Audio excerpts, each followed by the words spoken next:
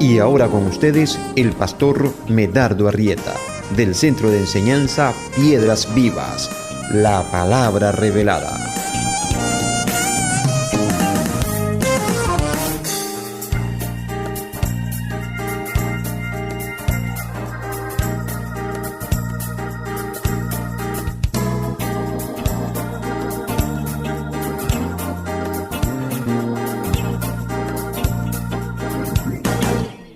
Aquí su hermano y su amigo José Medardo Arrieta Martínez, con el capítulo 3 de Fiestas de Israel. Y en esta oportunidad vamos a hablar de las fiestas del pan sin levadura, la fiesta del pan sin levadura. Y los versículos clave de esta parte es Éxodo capítulo 12, versículo 15 al 20. Del versículo 20 del capítulo 12 saltamos al 39. Ahora, después vamos al capítulo. Esto lo estoy dando para que usted lo tenga ahí en sus apuntes. Capítulo 12, versículo 13 de Éxodo, pues. El capítulo 13, versículo 3 al 10. También el capítulo 23, versículo 15. Después el capítulo 34, versículo 18. También en el libro de Levítico, 23:6. Número 28:17 al 25. Deuteronomio 16, 3 al 4. Luego saltamos al versículo 8 de ese mismo capítulo de Deuteronomio. Luego Marcos 14, verso 12. Y por último, Primera de Corintios 5 capítulo 5, versículo 6 al 8. Y bueno, el pan sin levadura, como se llama el tema de hoy, era una ceremonia de 7 días que seguía inmediatamente después de la Pascua, comenzando el 15 de Abib o Nisan, en la que se hacían sacrificios especiales para Dios. No se realizaba ningún trabajo en el primer día, en el primero y el último día de la fiesta, pues. Y lo más notable, toda levadura era completamente removida tanto del pan como de las casas de Israel. Casi en cada aparición en la Biblia, la levadura es un cuadro de la naturaleza del pecado que vive, crece, fermenta y corrompe. Con el pan sin levadura, el segundo día de las primeras 3 fiestas, Dios aparta del pecado, no solo los pecados, lo sepulta en la tierra y lo deja allí para siempre. Esta fiesta habla acerca de la perfecta y permanente separación provocada por la muerte del Cordero. De tal separación de la masa de Dios de la caída, pues, que trajo corrupción y muerte de lo primero. En esta fiesta vemos una masa que representa un estado nuevo de existencia. Hablamos de esta división cuando tratamos de la Pascua porque las 2 fiestas están tan intrincadamente relacionadas, pero aquí trataremos con más detalle. Cuando Dios describe la razón por la que ellos deben guardar esta fiesta, conecta el pan sin levadura con la total separación y éxodo de Israel de la casa de muerte y corrupción de Egipto. Nótese esta conexión en los siguientes versículos. Y quiero tratar en este tema y en lo que sigue, el aspecto clave es la separación o división. Tenemos que estar muy pendientes acerca de eso. Éxodo 17, 12, 17 dice: guardaréis la fiesta de los panes sin levadura, porque en este día saqué vuestros huestes de la tierra de Egipto. Capítulo 13 de Éxodo, versículos 7 al 9 dice: por los 7 días se comerán los panes sin levadura, y no se verá contigo nada leudado, ni levadura en todo tu territorio. Y lo contarás en aquel día a tu hijo, diciendo: se hace esto con motivo de lo que el Señor hizo conmigo cuando me sacó de Egipto. Y te será como una señal sobre tu mano y como un memorial delante de tus ojos, para que la ley del Señor esté en tu boca, por cuanto con mano fuerte te sacó el Señor de Egipto. Cada una de estas fiestas de primavera son, primero, realidades que Cristo experimentó solo y que luego se convierten en la experiencia de cada creyente que viene a vivir en Él. Cristo atravesó la muerte, sepultura y resurrección como la única semilla de su género, pero cuando recibimos a Cristo por fe, su muerte se convierte en nuestro juicio, su sepultura en nuestra transformación y su resurrección en la vida que conocemos como propia. Y como mencioné anteriormente, creo que estas primeras 3 fiestas corresponden a la muerte, sepultura y resurrección de Cristo. La segunda fiesta se relaciona con la realidad de la sepultura.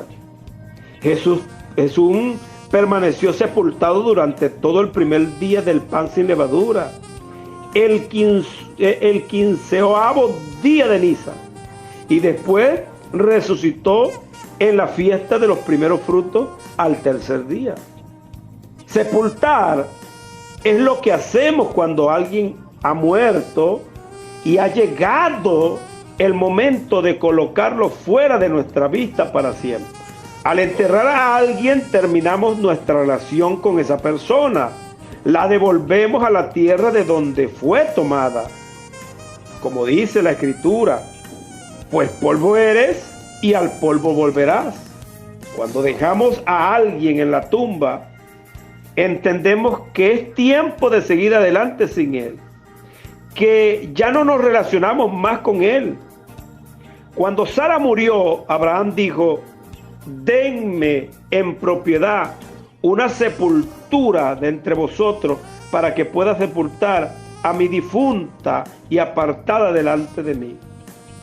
Esto es precisamente lo que la muerte de Cristo llevó a cabo en relación al pecado. Cristo atrajo a sí mismo todo lo de Adán, no solo sus pecados, sino la naturaleza misma de pecado. Cargó con el juicio de ese hombre y lo colocó en una condición de eterna separación con Dios. Después, habiendo terminado su obra, resucitó al tercer día y dejó a Adán atrás en la tierra, separado de Dios para siempre. Esto es muy parecido a lo que sucede cuando una semilla muere y cae a la tierra. Aunque la vida dentro de la semilla se levanta de nuevo y lleva fruto, la cáscara muere y permanece como parte de la tierra para siempre.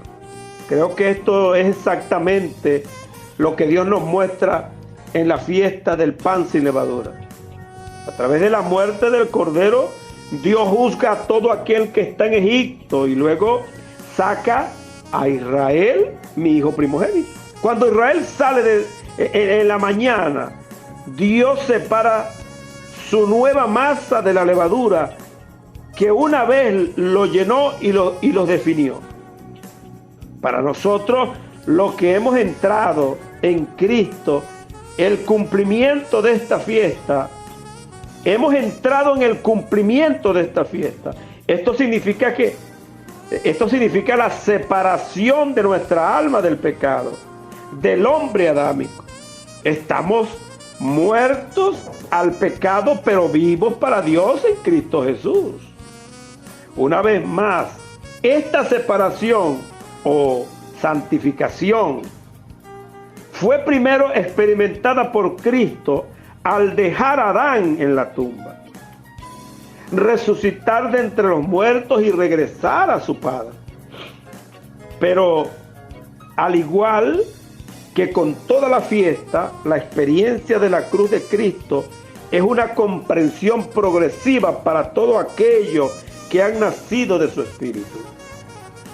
Por esta razón Jesús dijo allí en Juan capítulo 17, versículos 16 y 19, donde dice: no son del mundo, como tampoco yo soy del mundo. Y el 19 dice: y por ello yo me santifico a mí mismo, para que también ellos sean santificados en la verdad. El capítulo 14 de Juan, versículos 19 al 20 dice: todavía un poco y el mundo no me verá más, pero vosotros me veréis, porque yo vivo, vosotros también viviréis. En aquel día vosotros reconoceréis que yo estoy en el Padre y vosotros en mí y yo en vosotros. Y el otro punto que quiero tratar en este tema es un pan nuevo.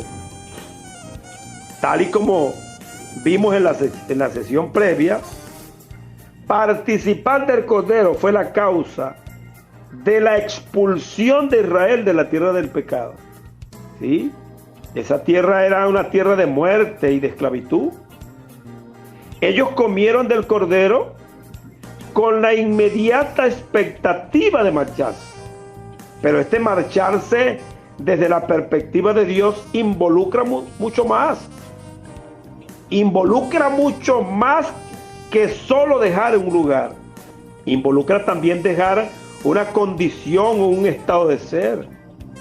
Por tanto, la historia del éxodo físico de Israel de Egipto es todo o es dado a nosotros juntamente con otro importante cuadro.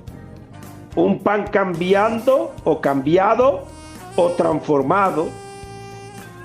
Israel era ahora una nueva creación, un nuevo pan, uno que ha sido liberado de la levadura que llenó y gobernó cada aspecto de su ser. En la Biblia, las primeras tres fiestas son a menudo llamadas colectivamente por el nombre de pan sin levadura.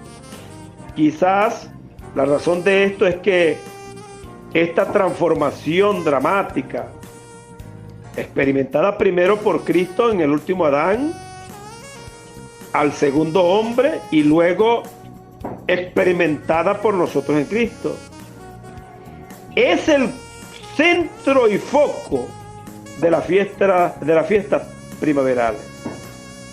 Y por extraño que pudiera haberse oído, en la mañana del día 15 de Nisan, el primer día del pan sin levadura, Israel inició una marcha fuera de Egipto, cargando panes sin levadura en sus manos y recipientes de amasadura, ¿verdad? De masa o de recipientes para el pan, o sea, de bandeja, envueltas en sus sábanas sobre sus hombros, ¿sí? Y esto lo hacían para que no se leudara. Éxodo 12, 33 al 34 dice: y los egipcios apremiaban al pueblo, dándose prisa a echarlos de la tierra, porque decían: todos somos muertos. Dice el 34: y llevó el pueblo su masa antes que se leudase, sus masas envueltas en sus sábanas sobre sus hombros. Casi pareciera tanto imaginar 2 o 3 millones de personas marchando fuera de Egipto, cargando pan y tazones, pero el Señor estaba pintando cuidadosamente un cuadro natural de una realidad espiritual por venir. De nuevo, dejar Egipto no era solamente el éxodo de una situación difícil, era una transformación de naturaleza, o sea, panes sin levadura, que nos hizo utensilios o nos hizo actos, nos hizo tazones, actos para la gloria del Señor. Un cuadro similar es dado a nosotros a través del profeta Isaías, cuando describe el futuro éxodo de Israel del cautiverio en Babilonia. Él dice ahí, Isaías en el 52:11 dice: apartaos, apartaos, salid de ahí, no toquéis cosa inmunda, salid en medio de ella, purificaos los que lleváis los utensilios del Señor. Esta salida de Egipto produjo un saqueo de Egipto. En el medio de esta gran separación y éxodo, ¿verdad?, que está el aspecto de nuestra salvación que emerge, no solo nos muestra cómo un pan nuevo sin levadura llevando los utensilios del Señor, sino que nuestro éxodo es además el medio por el cual Dios despoja el campamento enemigo.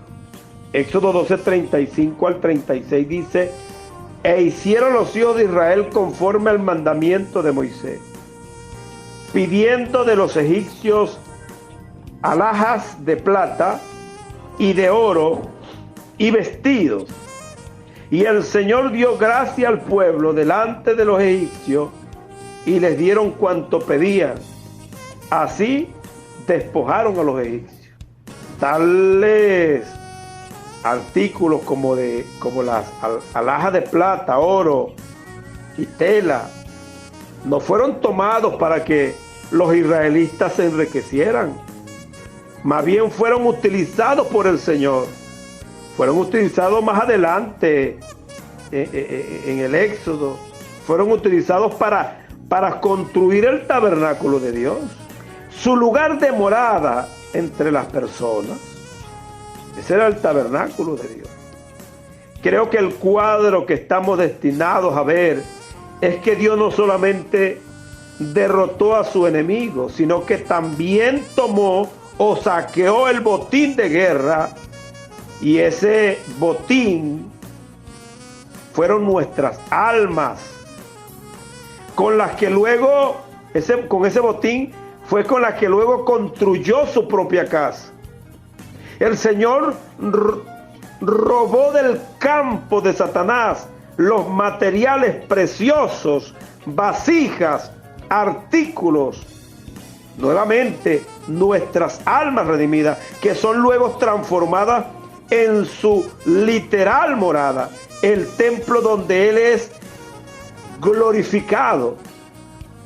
Entonces debemos tener un conocimiento de lo que Dios ha hecho, al igual que con todas las demás realidades de salvación. Siempre existe el trabajo objetivo de la obra consumada de Dios en Cristo, y existe nuestra subjetiva comprensión espiritual. ¿Cuál es? La fe. Y con ella viene la experiencia de toda obra consumada. Así que un pan sin levadura, o ser un pan sin levadura, es conocer de esta realidad, ¿verdad?, que no es lo mismo. Te lo voy a repetir. Así que ser un pan sin levadura y conocer de esta realidad no es lo mismo. En otras palabras, estar muerto al pecado y separados de Adán no significa necesariamente que usted esté experimentando esta gran transformación. Un cuadro claro de esto se puede apreciar en la historia del Éxodo. El Israel del antiguo pacto llegó a estar muerto a Egipto en el preciso momento en que ellos entraron por la puerta cubierta con sangre. Pero no fue sino hasta 40 años después, cuando por fe ellos cruzaron el Jordán, que ellos empezaron a experimentar su libertad de Egipto. La tierra que Dios hace mucho tiempo atrás les había apartado. Note que dice el Señor en el día en que Josué los dirige a través del Jordán. Mire lo que dice ahí Josué 5:9. Y el Señor dijo a Josué: hoy he quitado de vosotros el oprobio de Egipto. ¿Se da cuenta? En el primer siglo, el Israel del nuevo pacto, el cuerpo espiritual de Cristo, tuvo exactamente el mismo problema. Ellos eran una nueva creación, pero muchos no estaban experimentando la grandeza de su transformación porque sus corazones no estaban vueltos al Señor. Ellos habían recibido salvación, pero ellos no conocían la salvación que habían recibido. Por medio del nuevo nacimiento, a ellos se les había dado la vida de Cristo, pero no llegaron a conocer a Cristo por la revelación del Espíritu de verdad. Pablo trató con este problema varias veces en la iglesia, y en una ocasión él utilizó el lenguaje de esta fiesta para hacerlo. Mire lo que dice 1 Corintios 5, 6 al 8. No es buena vuestra jactancia. ¿No sabéis que un poco de levadura leuda toda la masa? Dice el 7, limpiaos pues de la vieja levadura para que seáis nueva masa, sin levadura como sois, porque nuestra Pascua, que es Cristo, ya fue sacrificada por nosotros. Así que celebremos la fiesta no con la vieja levadura, ni con la levadura de malicia y de maldad, sino con panes sin levadura de sinceridad y de verdad. Note cómo Pablo entendió esta fiesta y cómo él lo aplicó a la condición de la iglesia en Corinto. Cristo, el Cordero Pascual, había sido sacrificado. De ello se deduce que estos creyentes son sin levadura, independientemente de que si conservaban o no la fiesta, que es conocer y andar en la realidad de esta división entre lo viejo y lo nuevo. Así que Pablo los amonesta y les dice: conserven la fiesta, como una manera de decir, ahora tienen que venir a conocer y vivir la verdad. Entonces, ¿cómo hacemos entonces si queremos saber si estamos guardando la fiesta? Como en todas las 7 fiestas, el acto de guardar la fiesta representa aceptación personal, participación y obediencia. O sea, alineamiento con lo que Dios está declarando a través de la ceremonia. Como mencionamos brevemente, bajo el antiguo pacto, la fiesta del pan sin levadura era una ceremonia de 7 días que involucra 3 elementos primarios. Primero, sacrificios especiales. Esos sacrificios especiales iban a ser ofrecidos. Todos representaban algún aspecto de la obra de Cristo. Y segundo, ningún trabajo debería hacerse el primer y el último día de la fiesta. 3. El requerimiento más notable era la provisión total de cualquier rastro de levadura, tanto en sus comidas como en sus hogares. Mire cómo dice Éxodo 12:14.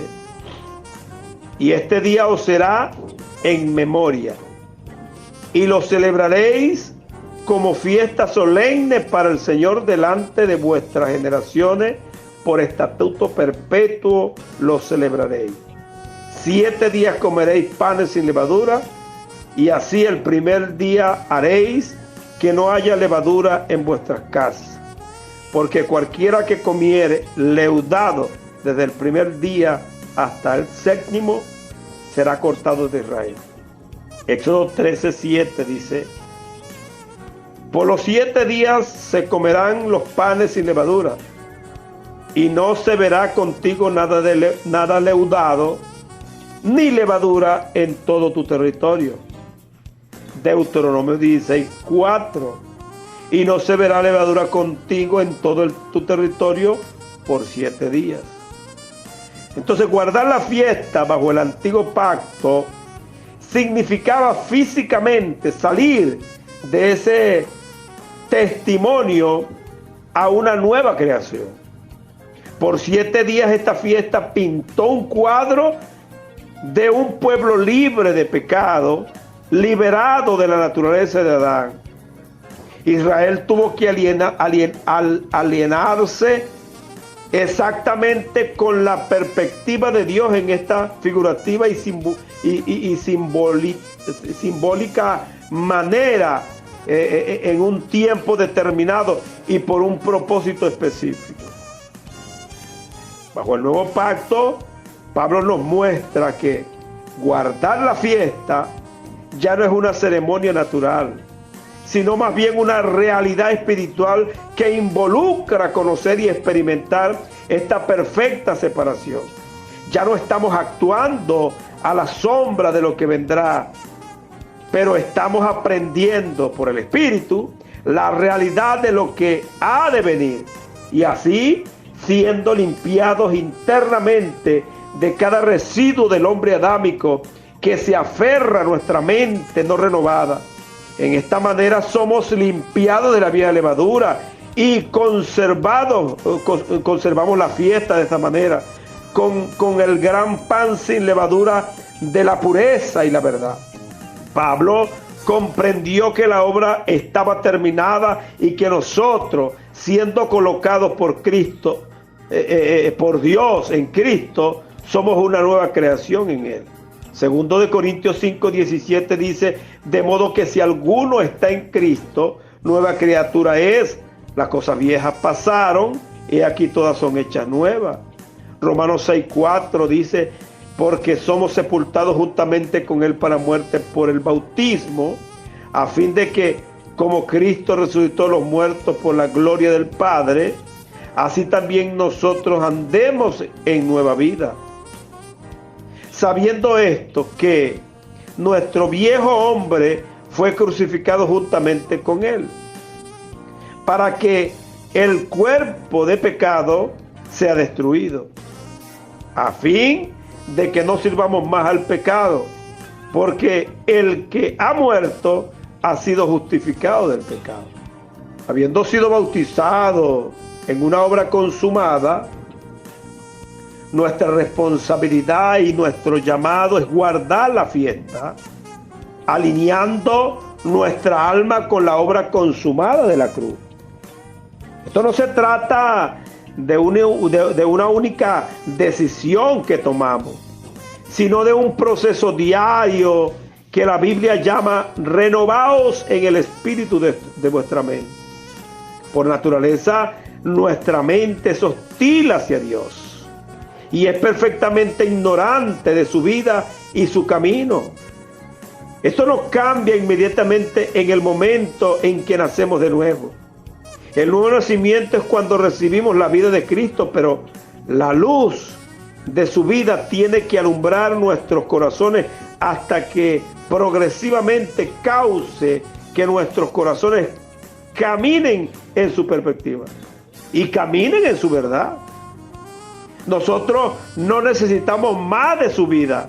Lo que necesitamos es aprender a caminar en la luz como Él está en luz y experimentar de su comunión con el Padre. Esto es lo que Pablo llama a venir a conocer como fuimos conocidos, o hacer aquello para lo cual fui también asido por Cristo Jesús. Y el otro punto es que ninguno se presentará delante de mí con las manos vacías. Hermano, la perspectiva de Dios de guardar la fiesta en ambos pactos tiene que ver con presentarle a Él algún aspecto de Cristo que primero fue dado a Israel por medio de Dios. Esta es la expectativa de Dios en cada una de las 7 fiestas. Ver a Israel aparecer ante Él y estar relacionado con Él en Cristo. Éxodo 23:15 dice: la fiesta de los panes sin levadura guardarás. 7 días comerás los panes sin levadura, como yo te mandé en el tiempo del mes de Abib, porque en él saliste de Egipto, y ninguno se presentará delante de mí con las manos vacías. O sea, al mostrarnos delante del Señor vacíos, sería mostrarnos ante Él en la vacuidad y la desnudez del hombre adámico, sin nada de Cristo para presentar al Padre. Esto es lo que Pablo llamaría desechar la gracia de Dios. Esto es rehusar a caminar en Él, vivir por o presentar al Padre todo aquello que nos ha sido dado en Cristo. Necesitamos entender que la gracia nos ha dado todo lo que Dios requiere en y a través de la persona de Cristo, pero también demanda lo que Dios ha dado. Muchos tipos y sombras y parábolas demuestran que Dios nos da todo lo que necesitamos y todo lo que Él desea dar, pero también la única expectativa de Dios es el incremento de lo que Él nos ha dado.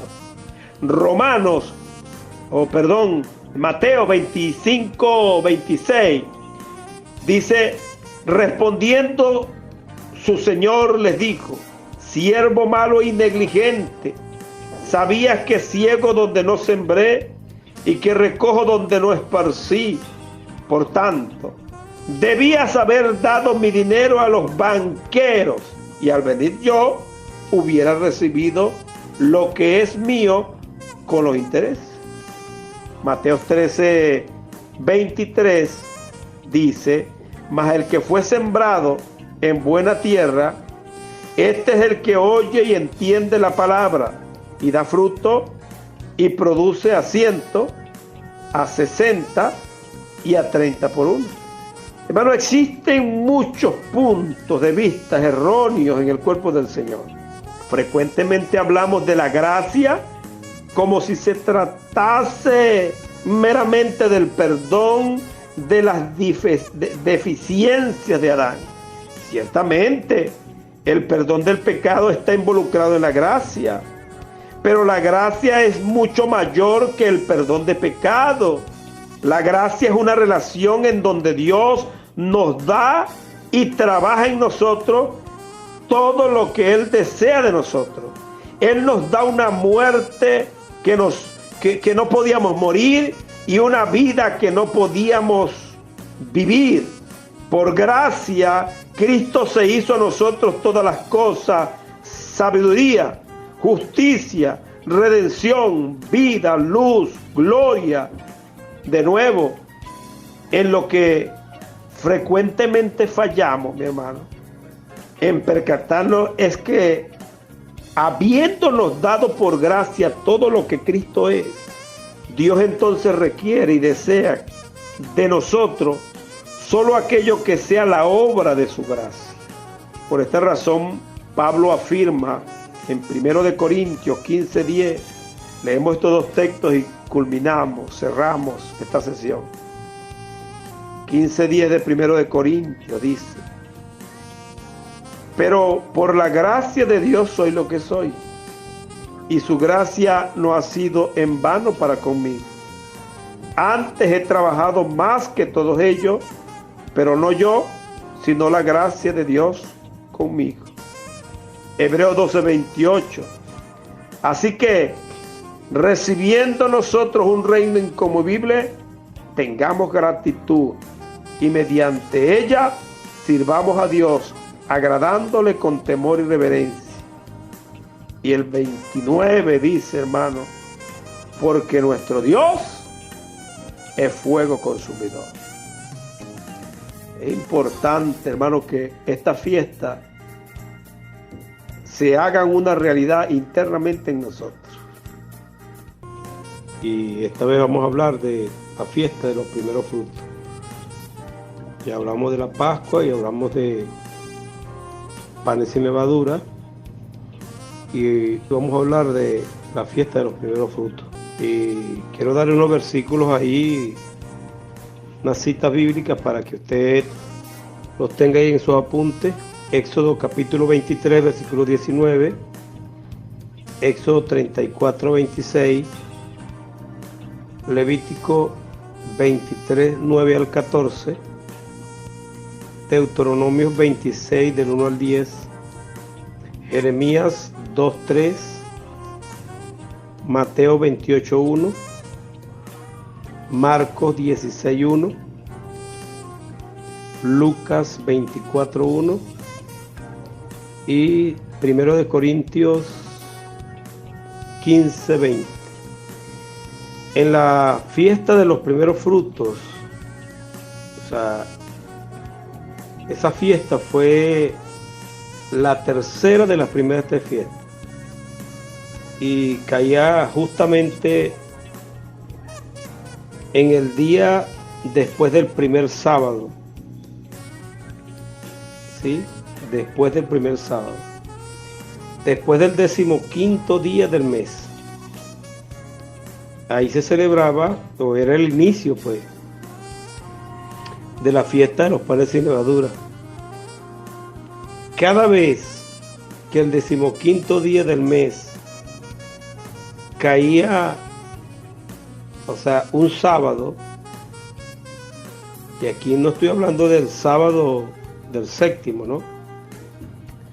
Las primeras tres fiestas caían en días consecutivos. Este fue el caso del año en que Cristo fue crucificado. Él fue crucificado el 14º día. Permaneció sepultado durante el día 15º, o sea, ya hablando del primer sábado, y resucitó de entre los muertos en la fiesta de los primeros frutos, que fue el 16º, pues, el 16º del mes, durante, pues, la fiesta de los primeros frutos. Y ahí Israel tenía que llevar una única gavilla de frutos al sacerdote de las primicias de la siega de la tierra, y el sacerdote mecía las gavillas delante del Señor, y los frutos serían aceptados en nombre de Israel juntamente con la gavilla. Se ofrecía un cordero macho sin mancha como holocausto al Señor. En Levítico 23:9 dice así: y habló el Señor a Moisés diciendo: habla a los hijos de Israel y diles: cuando hayáis entrado en la tierra que yo les doy, y seguéis su mies, traeréis al sacerdote una gavilla por primicia de los primeros frutos de vuestra siega. Y el sacerdote mecerá la gavilla delante del Señor para que seáis aceptos el día siguiente del día de reposo. La mecerá, dice. Y tal como hemos notado, esta fiesta habla sobre la resurrección de Cristo y la presentación de sí mismo delante del Padre como el primogénito de entre los muertos. Cristo es la ofrenda aceptable, por quien y en quien todo Israel es aceptado en la presencia de Dios. En su resurrección, hablando pues de la cabeza de una nueva humanidad, pues, Cristo abrió el seno de la muerte y se convirtió en el primogénito de una raza o género nuevo que están unidos a Él por la fe. Esto no significa que haya muchos como Cristo, pero que por medio de su resurrección, Cristo se ha convertido en la fuente y la vida de su cuerpo, que es la iglesia. Como tal, pues, Él se dice ser la cabeza de un nuevo hombre, la iniciación de una nueva creación. Romanos 8:29 dice: porque a los que antes conoció, también los predestinó para que fuesen hechos conforme a la imagen de su Hijo, para que Él sea el primogénito de entre muchos hermanos. Colosenses 1:18 dice: y Él es la cabeza del cuerpo, que es la iglesia, el que es el principio, el primogénito de entre los muertos, para que en todo tenga la preeminencia. Hubiera sido importante esta parte donde dice que Él es la cabeza del cuerpo, que es la iglesia. Él no es la cabeza del mundo, Él es de la iglesia. Ahora, Dios conoce y se relaciona con los seres humanos en uno de estos dos hombres, en Adán o Cristo. En Adán, el hombre se encuentra muerto en delitos y pecados, sigue siendo esclavo en la tierra de Egipto a un rey cruel y exigente.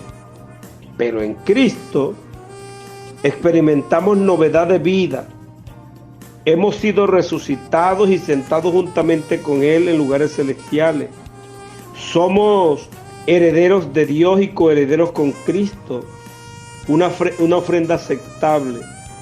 En el momento en que la primera gavilla de la cosecha de cebada brotaba de la tierra, el sacerdote la mecía delante del Señor y era aceptada en medio del pueblo. De la misma manera, Cristo, el primogénito de entre los muertos, es presentado ante Dios como una ofrenda agradable. Él es aquel a quien y por medio de quien el cuerpo de Cristo es aceptado. Hebreos 9:24 dice: porque no entró Cristo en el santuario hecho de mano, figura del verdadero, sino en el cielo mismo, para presentarse ahora por nosotros ante Dios. Es importante, mi hermano, mi amigo, percatarnos que esté por nosotros en la presencia de Dios no significa en lugar de nosotros. La palabra griega que se utiliza aquí es huper, con H, y significa en el nombre de, en aras de la. Es importante conocer la diferencia, porque como parte de su cuerpo fuimos levantados en la presencia de Dios juntamente con Él. Obviamente nuestros cuerpos permanecen en la tierra, pero en lo que concierne a nuestras almas, hemos muerto y nuestra vida está escondida con Cristo en Dios. Teniendo esta realidad en mente, ¿verdad? Pablo dice: si pues habéis resucitado con Cristo, buscad las cosas de arriba. Colosenses 1:3. Así que estamos sentados en lugares celestiales con Cristo. Pero Él es el único que aparece. Hemos sido traídos a la presencia de Dios, pero Cristo es el que se ve, el que se reconoce y recibe en el nombre de nosotros.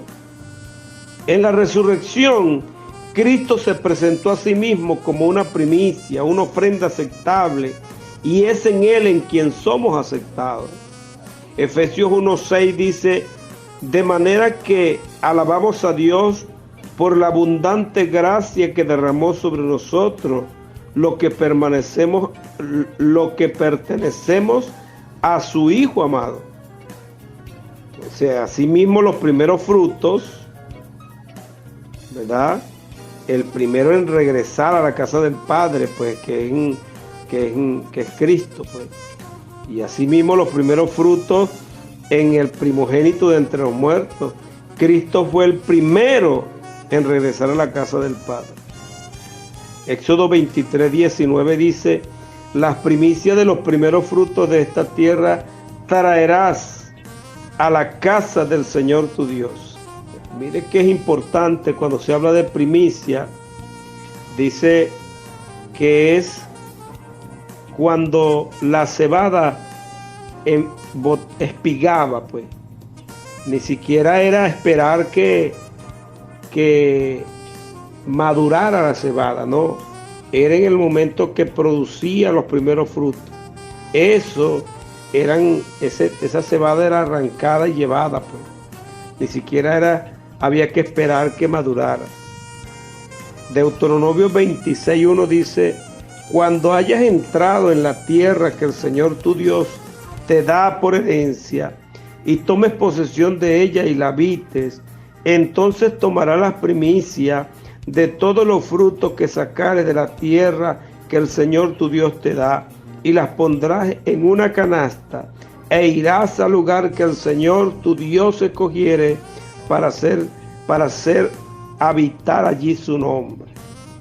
Antes de regresar a su Padre, Cristo nos preparó un lugar por medio de la obra de la cruz. ¿Cómo lo hizo? A través de su muerte, sepultura y resurrección. Cristo hizo exactamente lo que había prometido a sus discípulos. Él abre los cielos y crea un camino para que nosotros estemos con Él en donde Él está. Esta realidad es precisamente lo que Cristo está tratando de explicarle a sus discípulos en los días previos a la cruz. Era necesario que tuviera que morir, ser sepultado y levantado con el fin de abrir el camino hacia la casa del Padre. Llevar cautiva la cautividad, como dice Efesios 4:8, y atraernos a sí mismo con Él. Juan 4:1 dice: no se turbe vuestro corazón, creéis en Dios, creed también en mí. En la casa de mi Padre muchas moradas hay. Si así no fuera, yo lo hubiera dicho, voy pues a preparar lugar para vosotros. Y Juan 17:24 dice: Padre, aquello que me has dado, quiero que donde yo estoy, también ellos estén conmigo, para que vean mi gloria que me has dado, porque me has amado desde antes de la fundación del mundo. Esto no es una realidad futura, mi hermano, lo que los cristianos deberíamos esperar. Esto es la realidad presente y eterna del alma de cada creyente que ha sido bautizada en la muerte de Cristo y levantada juntamente con Él en la novedad de vida. Es una lástima saber que muchos cristianos, mi hermano, creen que la muerte física del cuerpo es la gran transición o el éxodo del alma humana. La Biblia está en desacuerdo con esta idea. A lo largo del Nuevo Testamento, unánime y enfáticamente los apóstoles concuerdan que experimentando la muerte de la cruz es como somos transformados de un hombre y de una creación a otra. Y de nuevo, la vasija natural no cambia de ubicación física, no necesita hacerlo. Es por medio de la cruz que el alma humana es realmente trasladada de un hombre de un ámbito a otro. Al igual que con las otras fiestas, mi hermano, la fiesta de las primicias es la experiencia y el logro de Cristo mismo. Es la experiencia del creyente de las primicias. Pero por medio de nuestra participación por fe en Cristo, se convierte en el camino de cada creyente. Por fe somos participantes de la obra consumada de Cristo. Así que esta resurrección de entre los muertos, este salir de la tierra como el tallo de una planta que brota del suelo, y este volver a la casa del Padre, no se convierte también se convierte también en nuestra realidad y experiencia.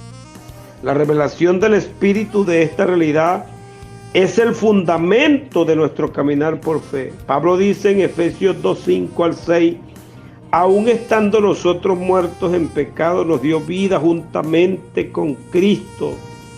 Por gracia soy salvo. Y juntamente con Él nos resucitó y asimismo nos hizo sentar en lugares celestiales con Cristo Jesús.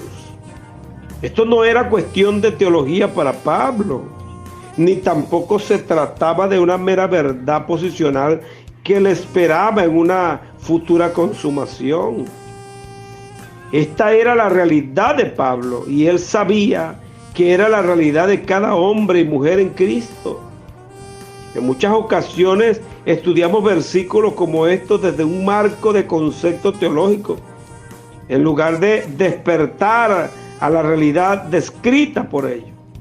Pablo, hablando a la iglesia de Éfeso, les dice: despiértate tú que duermes y levántate de los muertos y te alumbrará Cristo. Allí en Efesios 5:14. Recibir a Cristo por fe, hermanos, significa que estamos ubicados en Él y que su éxodo por medio de la muerte, sepultura y resurrección se convierte también en el nuestro. Romanos 6:3-5 dice: ¿o no sabéis que todos los que hemos sido bautizados en Cristo hemos sido bautizados en su muerte? Porque somos sepultados juntamente con Él para muerte con el bautismo, a fin de que como Cristo resucitó de los muertos para gloria del Padre, así también nosotros andemos en vida nueva. Porque si fuimos plantados juntamente con Él en la semejanza de su muerte, así también lo seremos en la de su resurrección.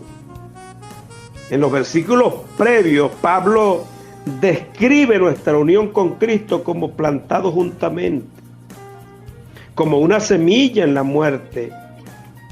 Aquellos que han sido plantados juntamente con Cristo en la muerte salen del suelo con Cristo en resurrección.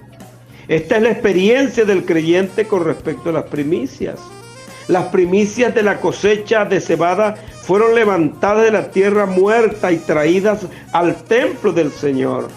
De la misma manera, el alma de cada creyente abandona la tierra con Él y encuentra su nuevo hogar en la casa del Padre.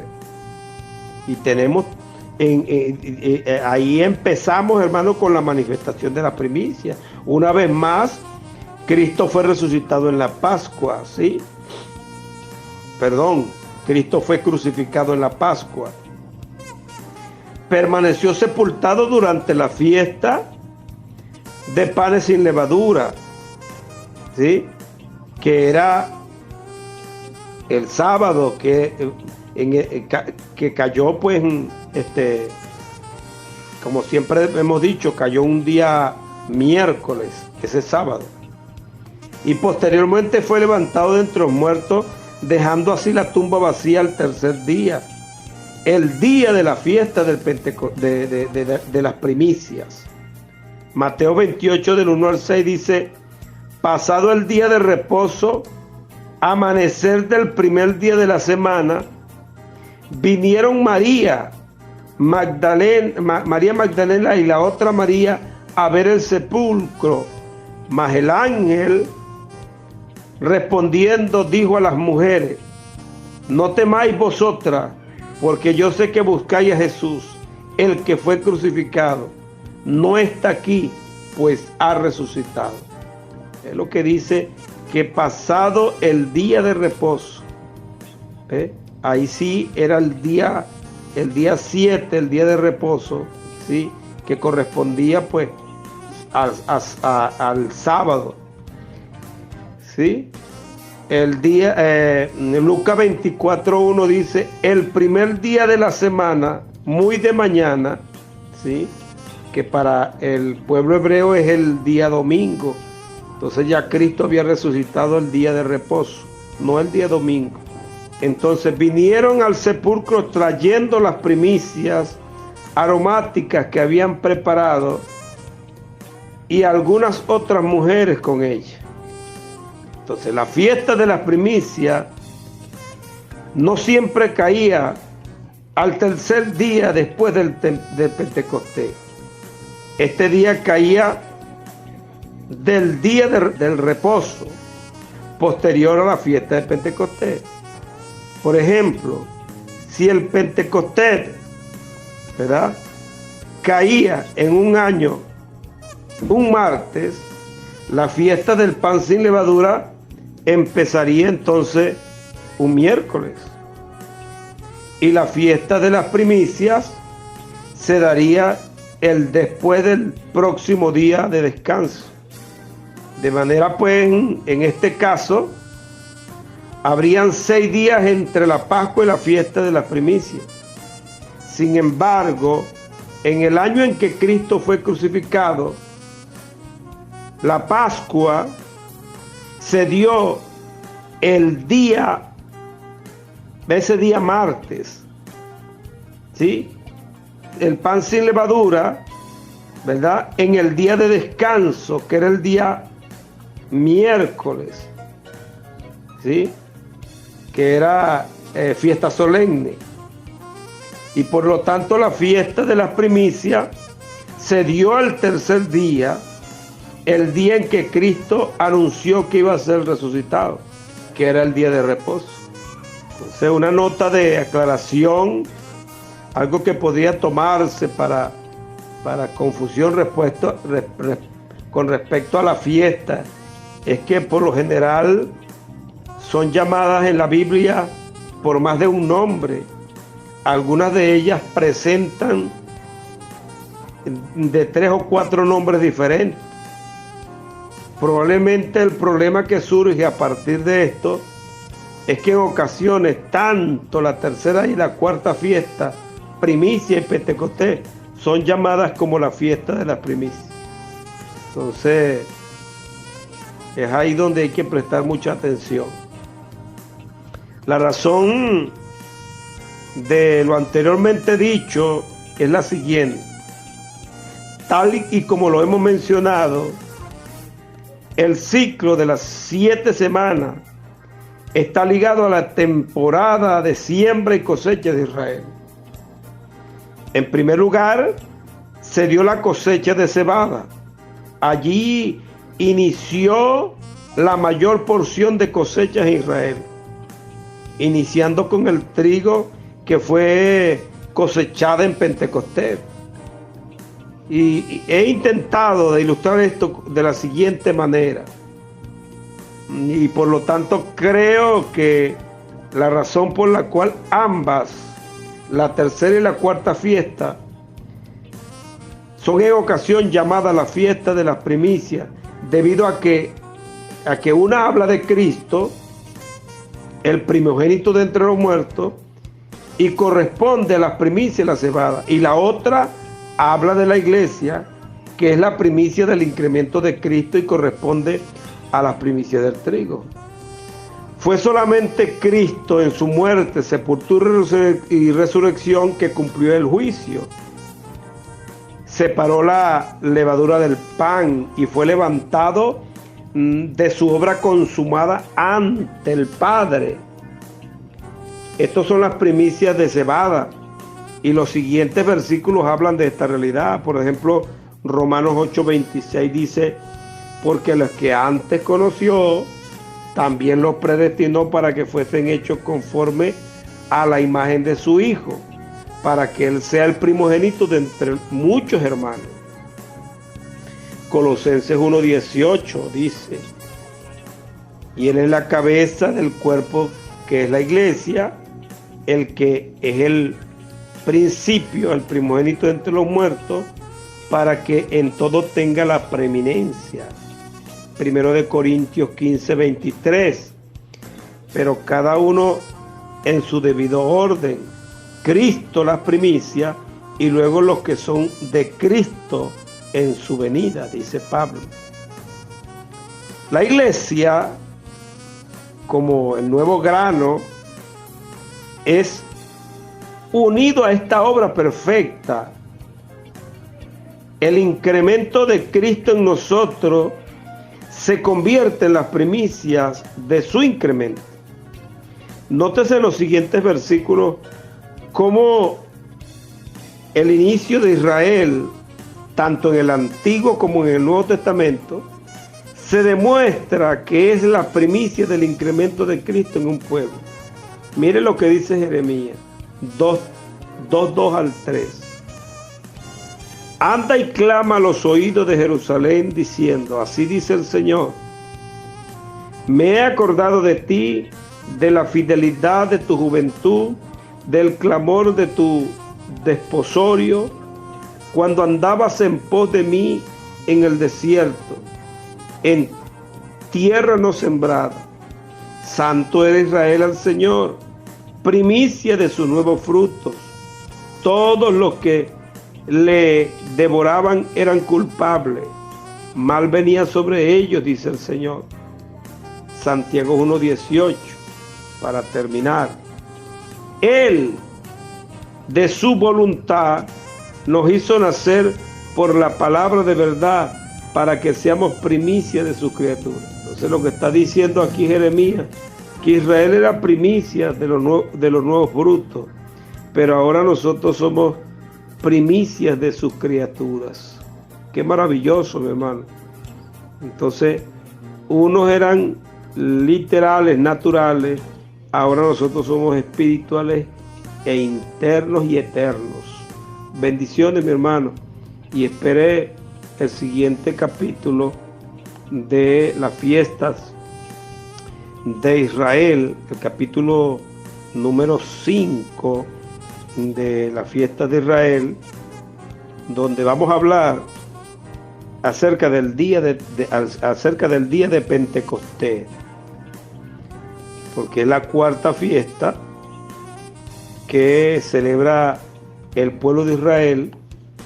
Entonces, en la fiesta de Pentecostés, que son las fiestas de la semana, pues, el capítulo 5. Entonces, se despide de ustedes su hermano y su amigo José Medardo Arrieta Martínez. Bendiciones, mis hermanos. Un gran abrazo, saludos.